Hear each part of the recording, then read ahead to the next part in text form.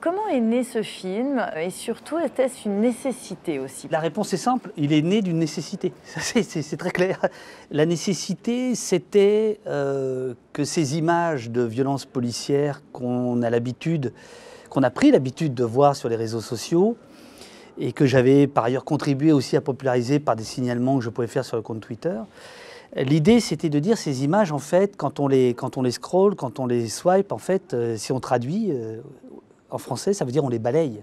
C'est-à-dire qu'on les scrolle et on les oublie, et on passe à autre chose, à des photos de chats ou à autre chose. Et le cinéma nous dit non. Le cinéma nous dit on regarde, on ne détourne pas le regard. Donc la nécessité, c'était ça, c'était de dire ces images-là ont valeur, de mon point de vue, documentaire, mais même, je pense, pour certaines d'entre elles, ont valeur historique.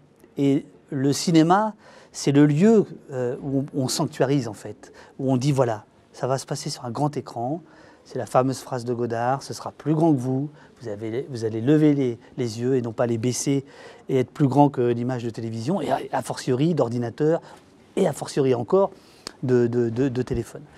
Donc c'est la nécessité de rendre hommage à ce geste qui est de filmer les pratiques policières, par des vidéastes qui sont professionnels, d'autres qui sont semi-amateurs, d'autres qui sont amateurs. Donc c'est cette révolution-là qui est racontée notamment dans le film par Michel Forst, qui est rapporteur de l'ONU, qui parle de révolution. C'est-à-dire que tout d'un coup, si on reste dans le cinéma, on a le contre-champ qu'on n'avait pas avant. Avant, on n'avait que un sens. On prenait les pavés puisque les télévisions filmaient derrière les policiers. Et maintenant, on a les pavés, toujours, mais on a aussi des coups de matraque et des coups de LBD. Ça, c'était la première nécessité. La deuxième nécessité, c'était de faire en sorte que le débat ait lieu, de donner des arguments pour ce débat autour de la phrase de Max Weber qu'on nous ressort à l'envi et qu'on détourne et qu'on martyrise, en fait. La fameuse phrase, c'est « L'État revendique pour son propre compte le monopole de la violence physique légitime ». Avec cette phrase, on peut faire un film. Enfin, c'est ce qu'on s'est dit. C'est quoi la violence légitime? C'est quoi l'État? C'est quoi le monopole? Et c'est quoi la revendication? Ces quatre termes-là nous permettent pendant 1h30, de réfléchir à ces questions-là. Vous avez réussi à garder une grande liberté, ce qui n'est pas évident aussi avec des sujets comme ceux-là qui sont brûlants. La liberté du film, notamment la liberté formelle du film, c'est le cinéma qui l'autorise. Par exemple, de ne pas dire qui parle et d'attendre la fin du film pour savoir qui parle. Alors certains, évidemment, on devine parce que, par leur vocabulaire, par leur gestuelle ou parce qu'ils sont marqués physiquement.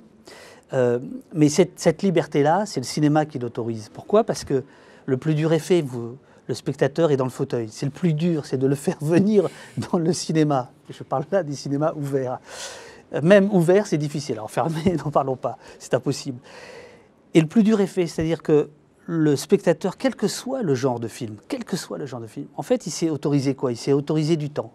Il a dit pendant 1h30, 2 heures, que ce soit un Disney ou que ce soit un Pays qui se tient sage, j'aurai pas de notification, j'aurai pas de téléphone, j'aurai pas un voisin qui viendrait cogner à la porte. Non, non, non, je suis dans le film. Cette liberté-là, il me semble que parfois le cinéma a oublié de s'en servir. Et va dans le formatage, et va dans la facilité. Et nous, on s'est dit non, on est au cinéma, on en profite. On fait des tentatives, donc il y en a un paquet.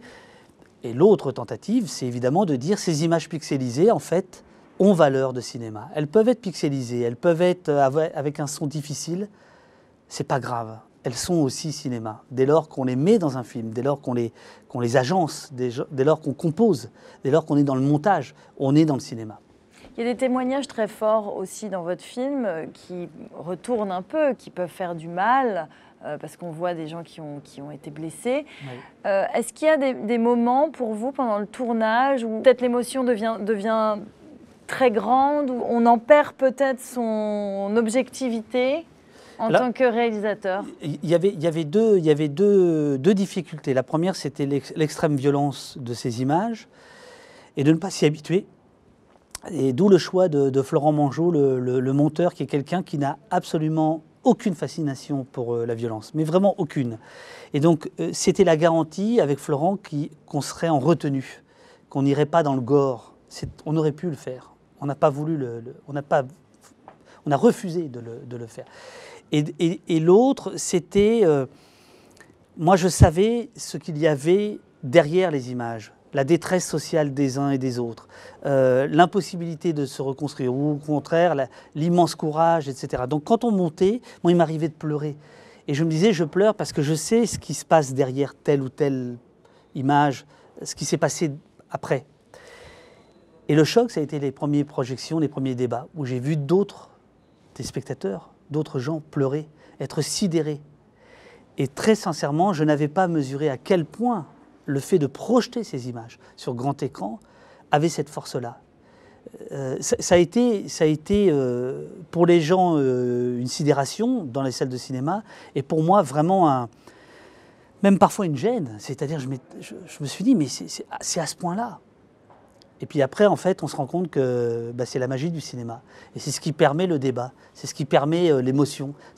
En fait, c'est ce qu'on vient chercher, sans être du tout ni dans la fascination pour la violence, ni dans la putasserie, ni dans... Vous voyez, au contraire, ça a été tout l'inverse. Mais c'est vrai que ça a été un choc. Ça a été un choc. Ça a été un choc au montage et ça a été un choc dans les premières projections, mais littéralement. Le silence qui accompagnait la fin du film pendant des minutes et des minutes, les gens qui ne se levaient pas de leur fauteuil, c'est quelque chose d'absolument saisissant, quoi.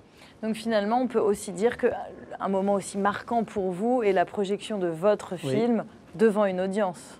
C'est ça. Et si vous voulez, je vous assure, d'une certaine manière, on n'a pas fait exprès. Enfin, je veux dire, je ne m'attendais pas à ce que ce soit, pas pour tout le monde, hein, mais que pour une bonne partie des gens qui sont venus voir le film, ça a été ça, si vous voulez. Ça a été ça. Et là, je crois que ce n'est pas le film, c'est le cinéma, en fait. Vous voyez, c'est le fauteuil, c'est la salle, c'est l'expérience collective, évidemment. C'est tout d'un coup, on n'ose pas se lever, parce que l'autre ne se lève pas, il regarde le générique et il attend la fin. Et ça, c'est le cinéma, ça.